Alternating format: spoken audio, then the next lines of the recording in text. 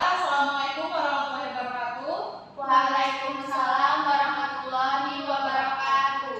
Apa kabar semuanya? Alhamdulillah baik Ibu.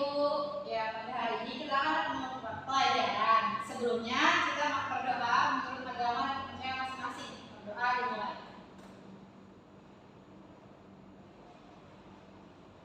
Berdoa selesai. Nah, baiklah, sebelumnya Ibu akan mengabsenkan terlebih dahulu ya. Apakah ada yang tidak hadir? Hadir semua Ibu. Oke.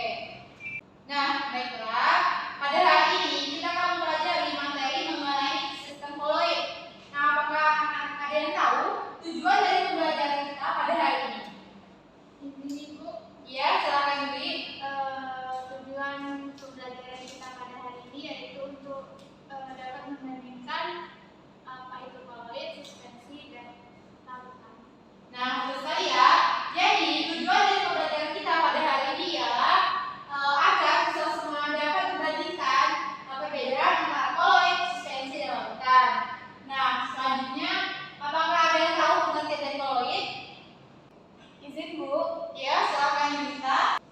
koloid merupakan larutan yang berada di antara larutan homogen dan heterogen, di mana dalam koloid itu ada yang dinamakan dengan fase terdispersi dan fase pendispersi Bu.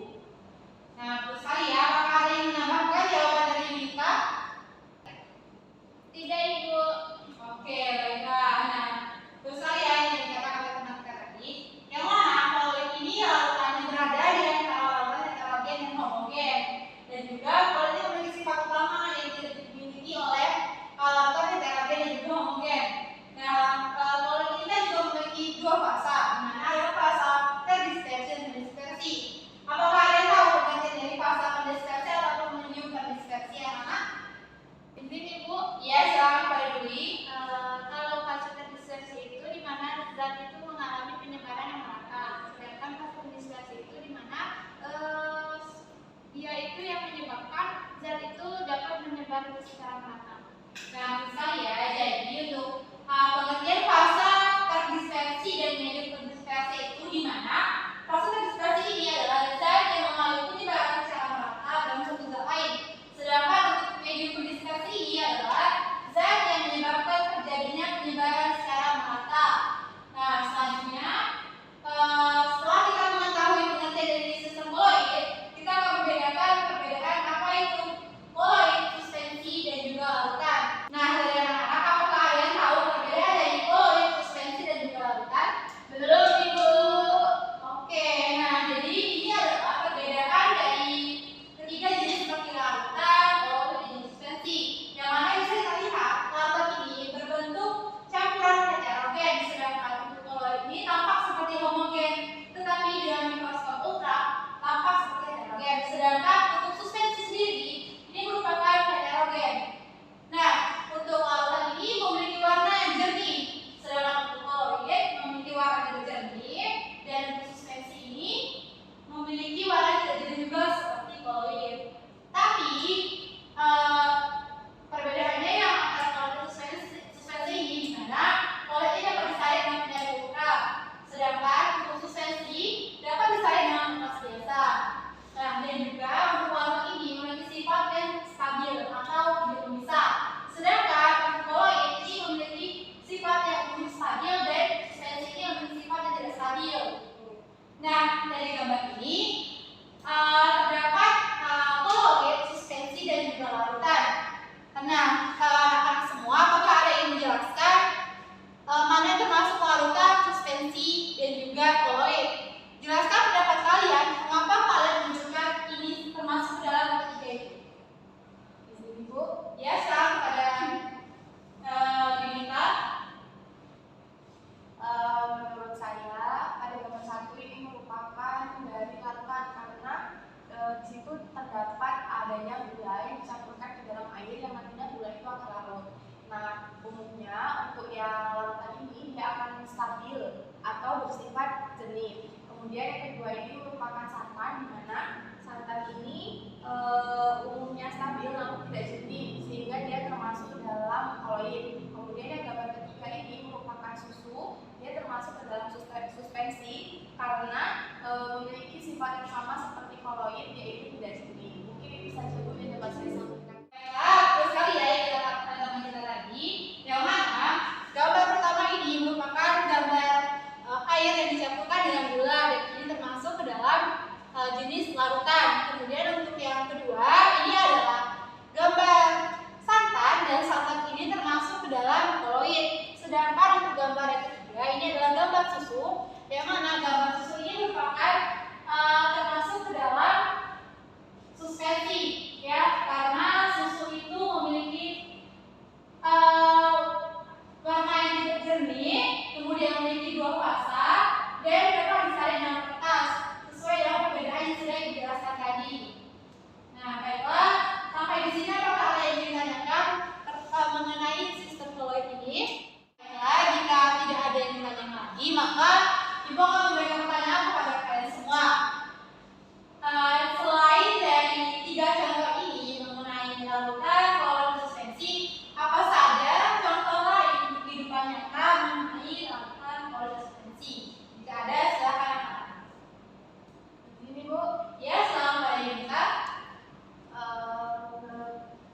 saya atau yang saya ketahui atau yang sering saya tahu untuk larutan, contohnya itu ada larutan garam, kemudian ada larutan gula, kemudian untuk koloid itu ada cat, asap, tinta dan sampo, kemudian untuk suspensi itu ada campuran kopi dan air, kemudian ada campuran minyak dan air, kemudian campuran air dan pasir. Nah, terus sekali ya, untuk cat, kopi, kemudian ada larutan garam, itu adalah contoh lain dari koloid, suspensi, dan larutan.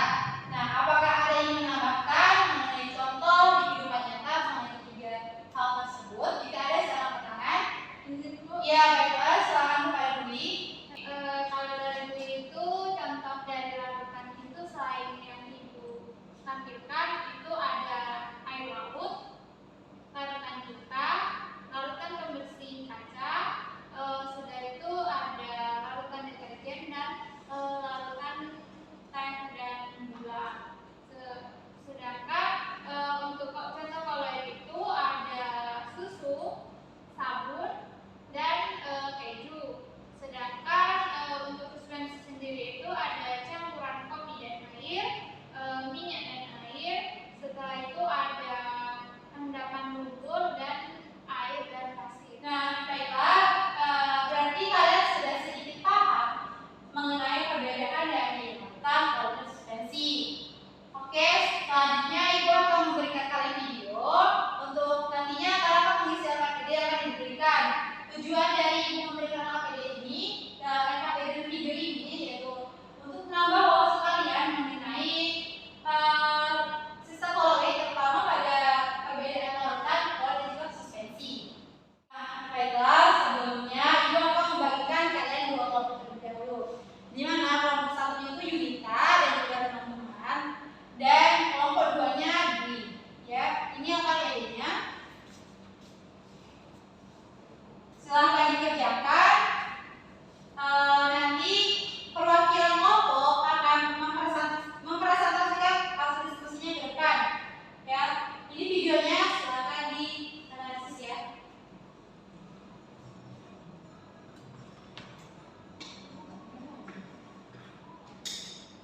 Sangat larut, tetapi larutan yang terbentuk tidak bening, melainkan terbentuk. Kemudian, jika dikaitkan, campuran yang terbentuk tidak memisah. Nah, campuran antara air dan susu ini merupakan contoh koloid. Berikutnya sistem koloid tersusun atas dua komponen, yaitu fasa terdispersi dan medium dispersi atau fasa terdispersi. Di mana fasa terdispersi bersifat diskontinu atau terputus-putus, sedangkan medium dispersi bersifat kontinu. Pada campuran susu dan air yang dicontohkan sebelumnya, fasa terdispersinya adalah susu, sedangkan medium dispersinya adalah air. Kemudian secara dimensi atau memiliki panjang, lebar atau tebal kurang dari 1 nanometer. Untuk koloid, partikel penyusunnya berdimensi antara 1 nanometer sampai 100 nanometer. Dan untuk suspensi, salah satu atau semua dimensi partikel penyusunnya sama. Nah, berikutnya, dalam aktivitas sehari-hari, kita dapat dengan mudah menemukan koloid atau barang yang berkelanjutan, koloid maupun suspensi. Contoh barang misalnya adalah barang gelang, barang garam, spiritus, alkohol 70%, dan narkotika. Untuk koloid, contohnya adalah susu, santan, puding atau jeli, selai, media, dan manis. Adapun untuk suspensi, contohnya adalah Nah, sekarang silakan maju untuk perwakilan kelompok untuk mempresentasikan hasil diskusinya. Ya, silakan. Perwakilan dari kelompok 1 akan mempresentasikan hasil dari analisis video yang sudah kami lakukan. Di mana koloid adalah suatu campuran zat heterogen antara dua zat atau lebih, di mana partikel-partikel zat itu yang berukuran koloid tersebar merata dalam zat air. Nah, dalam koloid ini terdiri dari fase terdispersi dan fase pendispersi. Nah, adapun perbedaan dari larutan koloid dan suspensi, di mana kalau larutan itu adalah campuran yang homogen, kalau koloid itu adalah campuran yang heterogen, dan sama halnya dengan suspensi, di mana campurannya itu heterogen. Adapun contoh dari larutan itu sendiri ada larutan gula, larutan garam, dan alkohol. Sedangkan koloid itu ada susu dan jeli, sedangkan suspensi itu air dan minyak, kopi dan air, dan air dan pasir. Sekian yang dapat saya presentasikan. Saya akhiri, wassalamualaikum warahmatullahi wabarakatuh. Baiklah, berikan tepuk tangan untuk teman tadi. Nah, baiklah, setelah teman kita tadi mempresentasikan hasil diskusinya, baiklah, apakah dari kalian ada yang ingin menyimpulkan pembelajaran pada hari ini? Jika ada, silakan angkat tangannya. Izin Bu, Ya, silakan kepada Yunita. menurut saya kesimpulan materi hari ini yaitu mengenai sistem koloid, di mana koloid merupakan suatu campuran zat heterogen antara dua zat atau lebih, di mana partikel-partikel zat yang berukuran koloid ini tersebar merata dalam zat lain. Kemudian dalam koloid ini terdapat dua fasa, yaitu fasa terdispersi dan fasa pendispersi. Mungkin itu saja Bu yang dapat saya sampaikan. Bu. Oke, selanjutnya apakah ada yang menambahkan kesimpulan pada hari ini? Izin menambahkan, Ibu. Ya,